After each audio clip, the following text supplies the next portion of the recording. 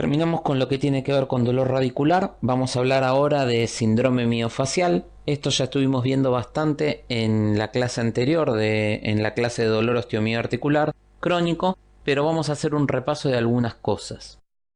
Empezamos con un caso clínico. Paciente de 62 años, ama de casa, con hipertensión, dislipemia, un BMI de 28, sedentaria. Consulta por dolor intenso que comenzó luego de haber arreglado su balcón con la llegada de la primavera. Movió varias macetas. Lo refiere con una intensidad 8 en 10. Comienza en la región lumbar baja derecha e irradia por la cadera, por la cara lateral del muslo, de la pierna, y llega hasta el malleolo. Salta articulaciones. Lo refiere como punzante, calambre, apretante. No le permite acostarse y dormir sobre ese lado ni subir la escalera. Se automedicó con diclofenac, betametasona más vitamina B12 cada 8 horas durante 7 días sin ningún efecto. ¿Qué pensamos que tiene esta paciente? Un síndrome miofacial del glúteo menor. Vamos a ver por qué. Estos son los gráficos de cómo irradia el dolor en un síndrome miofacial del glúteo menor. Dependiendo cuáles son los puntos gatillo, que como dijimos son bandas densas de ovillos neurofibrilares del músculo que se desorganizan. El glúteo menor es un músculo postural que participa de poder mantener la pelvis en posición al elevar el miembro. Y esto es muy importante. Dependiendo cuáles sean los puntos gatillos, si son de la puntos gatillo más próximos a la inserción distal o más próximos a la inserción proximal, pueden dar una pseudociática similar a un territorio L5 o una pseudociática similar a un territorio S1. Lo característico de estos dolores es que a la palpación de estos puntos gatillos reproducen el dolor tal cual, con un dolor de intensidad significativa. Vamos a tratar de definir esto. Como dijimos, el dolor miofacial consiste en un trastorno doloroso regional que afecta a los músculos, tendones, ligamentos y fascias, de forma que los músculos implicados tienen puntos gatillo como componente esencial. Es una disfunción neuromuscular con tendencia a la cronicidad. El punto gatillo consiste en haces de fibrillas que se disponen anárquicamente, anudadas o estratificadas en el interior de una banda tensa. Esto provoca una disminución de la elasticidad de ese músculo y su fascia con acortamiento, habitualmente conocidas como contracturas. ¿Cuál es la prevalencia? Es la causa más común de las lumbalgias agudas lejos y de las lumbalgias crónicas, llamadas inespecíficas.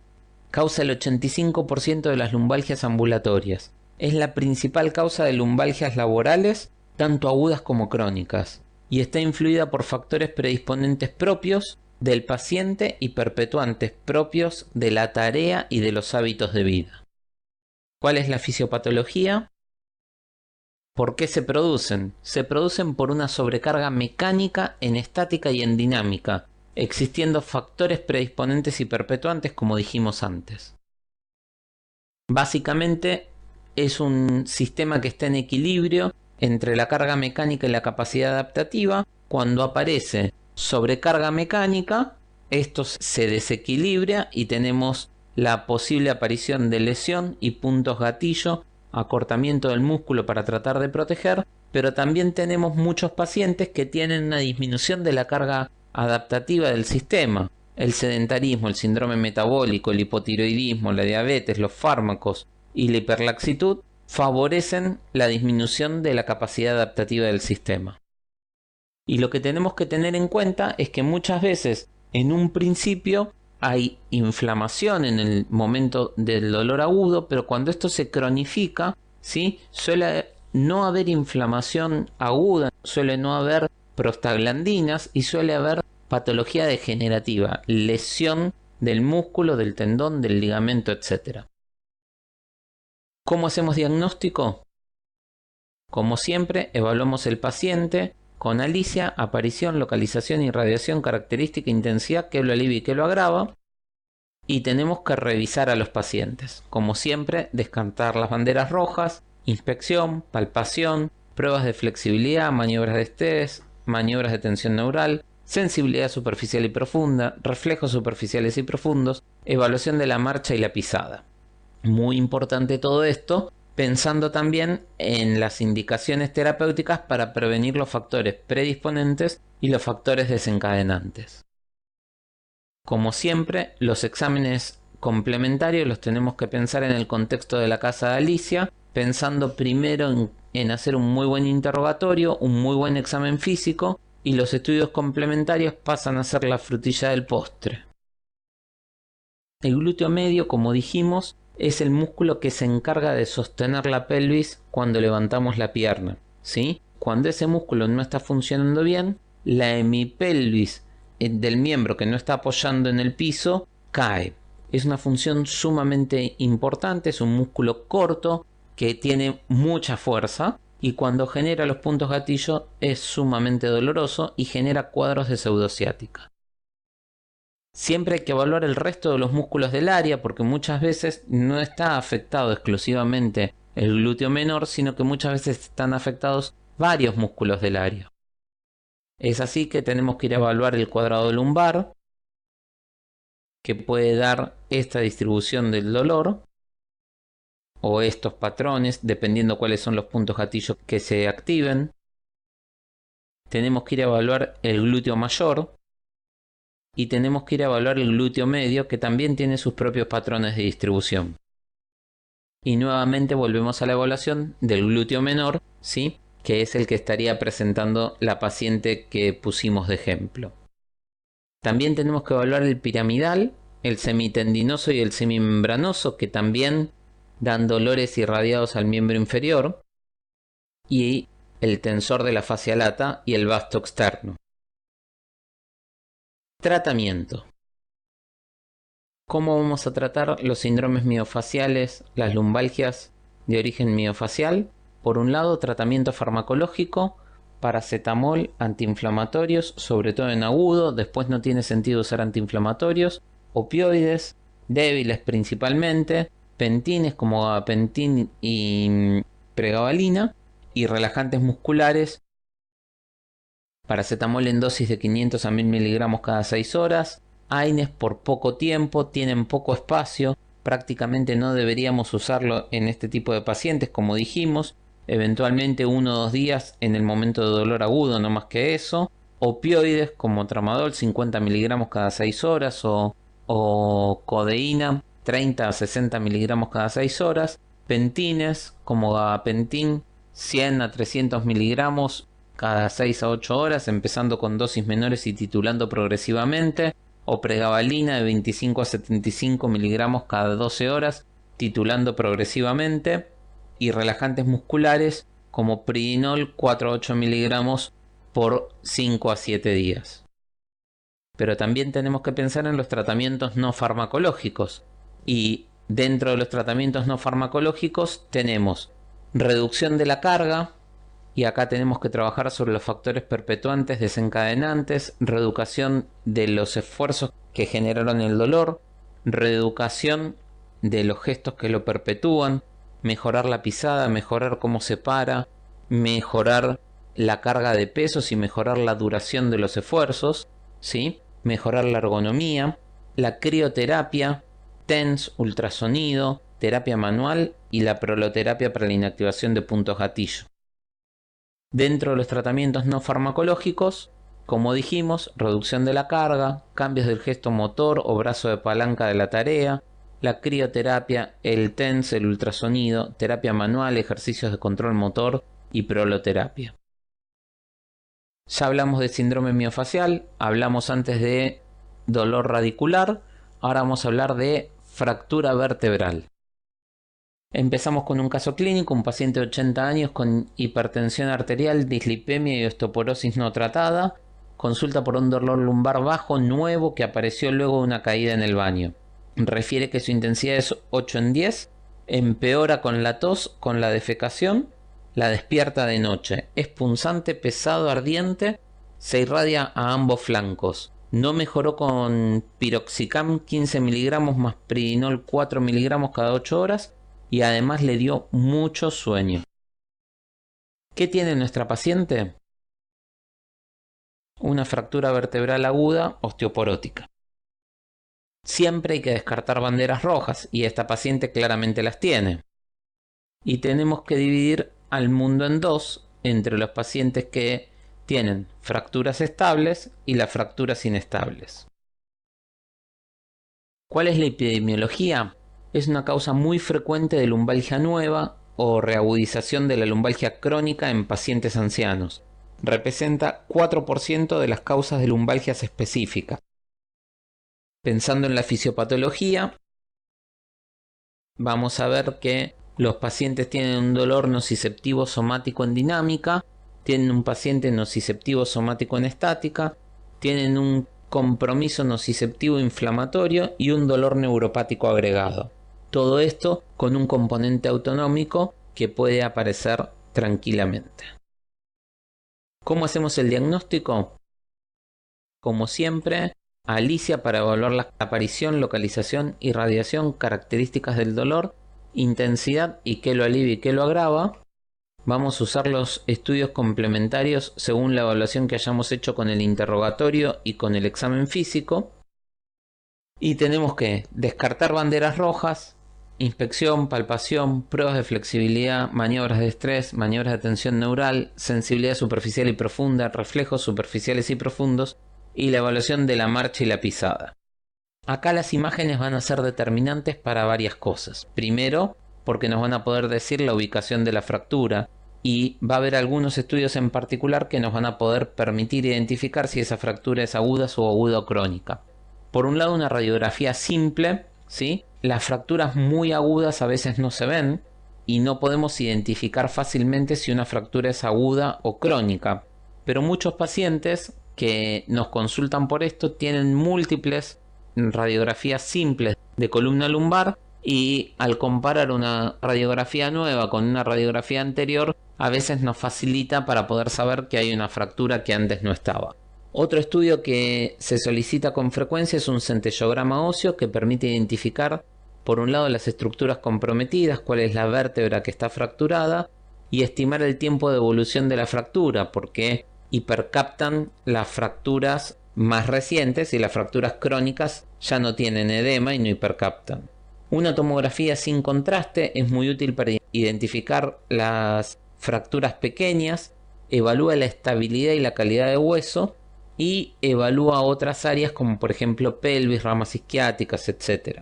Y la resonancia magnética permite ver edema, nos permite estimar la antigüedad de la fractura, ver la estabilidad, ver el muro posterior, a ver si hay compromiso o no hay compromiso del muro posterior y ver un poco la calidad del hueso. ¿Cuál va a ser el tratamiento?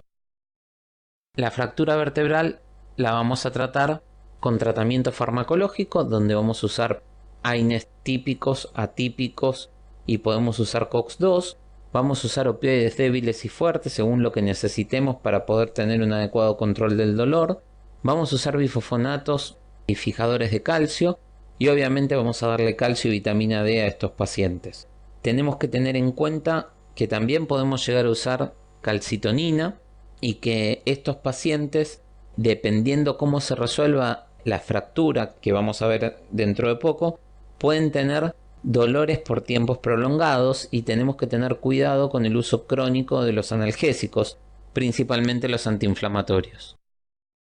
Mismas dosis que venimos usando siempre, paracetamol de 500 a 1000 miligramos cada 6 horas, antiinflamatorios como el diclofenac 50 miligramos cada 8 horas por corto tiempo, eventualmente podemos usar también etoricoxib 60 a 120 miligramos por no más de una semana, opioides podemos usar tramadol en las dosis que veníamos usando, 50 miligramos cada 6 horas, también podemos usar codeína 30 miligramos cada 6 horas y como los pacientes estos van a tener dolores bastante prolongados, también podemos usar parches de buprenorfina 10 miligramos que se cambian una vez por semana. También tenemos que tener en cuenta el uso de bifosfonatos que podemos usar pamidronato 30 a 90 miligramos según el paciente a pasar en 4 horas por vía endovenosa o ácido zoledrónico 5 miligramos a pasar endovenoso sugerimos en más de 30 minutos a 1 hora para disminuir los riesgos del síndrome gripal que a veces acompaña el uso de esta medicación. También podemos usar denosumab, que es una medicación subcutánea que tiene un efecto fijador de calcio, 60 miligramos que sea subcutáneo cada 6 meses. Y también tenemos que ver los tratamientos no farmacológicos, donde tenemos cementoplastias, ya sean vertebroplastias o cifoplastias, cirugía para estabilizar la columna, el uso de corset y obviamente los tratamientos kinésicos que acompañan. Un comentario sobre la cementoplastia. En líneas generales es un tratamiento relativamente cuestionado por el costo que tiene, pero lo que también hay que tener en cuenta es que en general cuando estos pacientes se pueden tratar en forma ambulatoria, la cementoplastia se puede hacer en forma ambulatoria y en caso de requerir internación, el paciente, por el gran dolor que tiene, los pacientes suelen requerir internaciones prolongadas porque hasta que no se consigue el corset, que habitualmente no se puede conseguir en menos de una semana, los pacientes no pueden irse a la casa y tienen indicación de reposo por el difícil manejo del dolor, requieren internación domiciliaria, entonces terminan generando mucho gasto.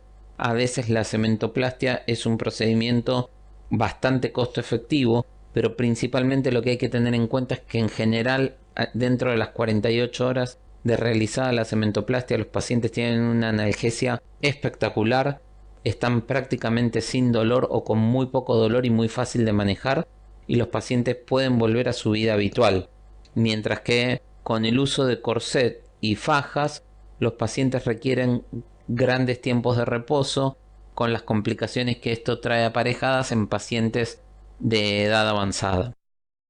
Hablamos de síndrome radicular, hablamos de lumbalgia miofacial, hablamos de fractura vertebral.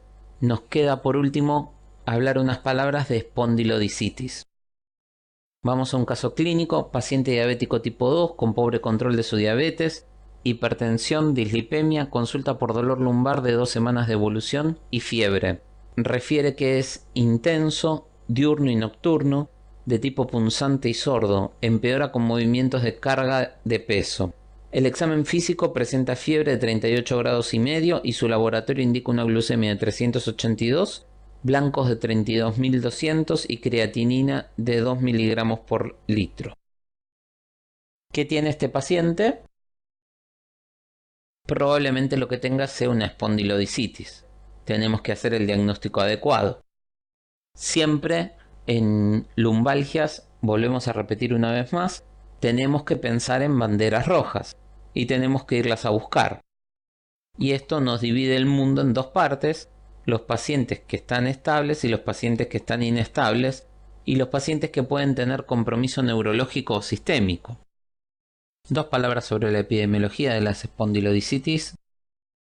La infección puede afectar la vértebra y los espacios intervertebrales. Tiene diferentes nombres dependiendo del compromiso que tengan del disco de las vértebras o solamente de las vértebras. Se la llama espondilitis infecciosa, espondilodicitis u osteomielitis. Representa el 0,01 al 0,04 de las causas de dolor lumbar. La incidencia aumenta con la edad y los tratamientos de inmunosupresión, abuso de drogas a 0,7 a 2,4 por cada 100.000 pacientes. Representa el 4% de todos los casos de osteomielitis. ¿Cuál es la fisiopatología? La fisiopatología tiene que ver con cómo llega el germen al lugar. Tengamos en cuenta que los discos prácticamente no están vascularizados salvo en su periferia y que las vértebras tienen una vascularización un poco más importante, pero tampoco son los tejidos más vascularizados del organismo.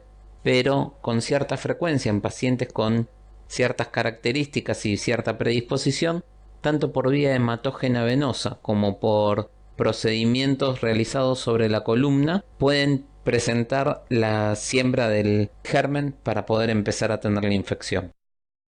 ¿Cuál es el mecanismo del dolor? El mecanismo tiene que ver con nociceptivo somático en dinámica, nociceptivo somático en estática, inflamatorio y neuropático. ¿Cómo hacemos el diagnóstico? Por un lado, la evaluación del dolor con Alicia, cuando apareció, localización, irradiación, carácter, intensidad, alivio, que lo alivia y que lo agrava. El examen físico y el uso de estudios complementarios, siempre teniendo en la cabeza, cuando pensamos en esto, la casa de Alicia. Y acá el laboratorio empieza a jugar un rol muy importante que no lo venía jugando con el resto de las patologías que describimos. Son pacientes que suelen tener leucocitosis, son pacientes que tienen eritrosedimentación y PCR elevada, son pacientes que suelen tener hemocultivos positivos, sobre todo en el primer momento donde se produce la siembra hematógena. Hay que hacerles una biopsia por punción y mandar muestras a anatomía patológica y a cultivo, tanto para gérmenes comunes como micobacterias y hongos, y siempre tener una evaluación del medio interno, la función renal, la glucemia, el hepatograma y el proteinograma en estos pacientes.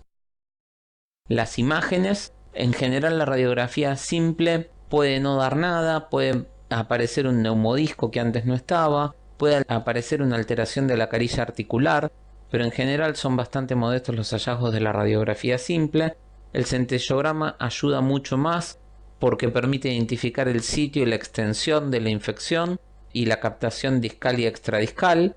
La tomografía también ayuda a identificar la estructura y las complicaciones, y una resonancia con contraste también es de suma ayuda para poder hacer el diagnóstico imagenológico del problema. ¿Cómo vamos a hacer el tratamiento de la espondilodicitis? Hay pacientes que requieren toilette quirúrgica y drenaje del foco. Los pacientes que son agarrados más a tiempo, con cuadros por ahí un poco menos agresivos, requieren antibiótico-terapia sistémica, generalmente por vía endovenosa por tiempos prolongados, y después pueden continuar por vía oral, y los tratamientos suelen ser prolongados de 3 a 6 meses. Obviamente control del medio interno en pacientes diabéticos, control de la glucemia, tratar de que tenga controles óptimos, y la parte nutricional del paciente es sumamente importante. En cuanto al tratamiento analgésico farmacológico, obviamente vamos a usar paracetamol, que además nos sirve con efecto antitérmico. Podemos usar dipirona también, AINES, podemos usar diclofenac, etoricoxib, etc. Opioides fuertes, porque es una patología que genera mucho dolor, aunque también en algunos pacientes los opioides débiles son suficientes. Como decimos siempre, paracetamol en dosis adecuadas de 500 a 1000 miligramos cada 6 horas, AINES, diclofenac 50 miligramos cada 8 horas. Tenemos que tratar de valorar la función renal y el hepatograma para ver si no produce hepatotoxicidad. No nos olvidemos que estos pacientes además están recibiendo antibióticos y que además son pacientes comórbidos y que a veces tenemos una ventana terapéutica muy estrecha. Podríamos usar etoricoxib de 60 a 120 miligramos. Opioides fuertes, en general se usa morfina en dosis de inicio de 5 a 10 miligramos cada 4 horas. De demo, estos son 30 a 60 miligramos por vía oral, que por vía endovenosa equivalen a 10 a 20 miligramos de morfina endovenosa en forma continua, más los rescates. Podemos utilizar oxicodona, podemos utilizar metadona o fentanilo. Si el paciente no requiere opioides fuertes, si los podemos tratar con opioides débiles, podemos utilizar codeína 30 a 60 miligramos cada 6 horas o tramadol 50 a 100 miligramos cada 6 horas. También tenemos que pensar en los tratamientos no farmacológicos. Hablamos de la cirugía y la toilette, y en algunos pacientes que requieren estabilización. Siempre se trata de no instrumentar una columna en un paciente que está cursando una infección, sino hacerlo recién después de que la infección está más que controlada. Va a necesitar reposo, corset y obviamente kinesiología para tratar de rehabilitarlo lo antes posible. Como dijimos, dentro del tratamiento no farmacológico, el corset o faja y el reposo son fundamentales. La kinesiología neuromuscular para no perder masa muscular es sumamente importante, y la cirugía eventualmente, si es necesaria, de una toilette, y si llega a ser necesario la estabilización de la columna, siempre se trata de demorar hasta tener el control absoluto de la infección. Lo otro que también tenemos que tener en cuenta es que son pacientes que tienen un alto impacto emocional por la gran limitación funcional que les provoca esto, y que muchas veces necesitan psicoterapia o algún tipo de terapia cognitivo-conductual de apoyo para poder sobrellevar adelante este momento. Habiendo repasado las principales causas de lumbalgia, repetimos, revisamos algunos conceptos generales y epidemiológicos, revisamos las radiculopatías, revisamos los dolores miofaciales, revisamos la fractura vertebral y revisamos las espondilodicitis como los principales síndromes de dolor lumbar. Esperamos haber aclarado un poco todo esto. Les recordamos, por sobre todas las cosas, 2 o 3 cosas: un adecuado interrogatorio del paciente buscando banderas rojas y banderas amarillas, un adecuado interrogatorio del paciente tratando de saber quién es el paciente, un adecuado interrogatorio del dolor que tiene el paciente con Alicia, cómo apareció y cómo evolucionó, dónde está localizado, cómo irradia, cuáles son las características del dolor, qué intensidad tiene, qué lo alivia y qué lo agrava, un adecuado examen físico, estudios complementarios guiados en función del interrogatorio y del examen físico. Esto nos permite hacer un diagnóstico prácticamente de certeza de qué es lo que está pasando con el paciente y en función de esto elegir las mejores estrategias terapéuticas para cada uno de los pacientes, teniendo en cuenta el terreno, quién es el paciente, y teniendo en cuenta la ventana terapéutica para no generarle daño al paciente, teniendo en cuenta que podemos utilizar analgesia balanceada y analgesia multimodal, tratando de tener el mayor beneficio analgésico con el menor efecto adverso posible. Como siempre decimos, el tratamiento de cada paciente no deja de ser un traje a medida para cada uno de los pacientes. Muchas gracias.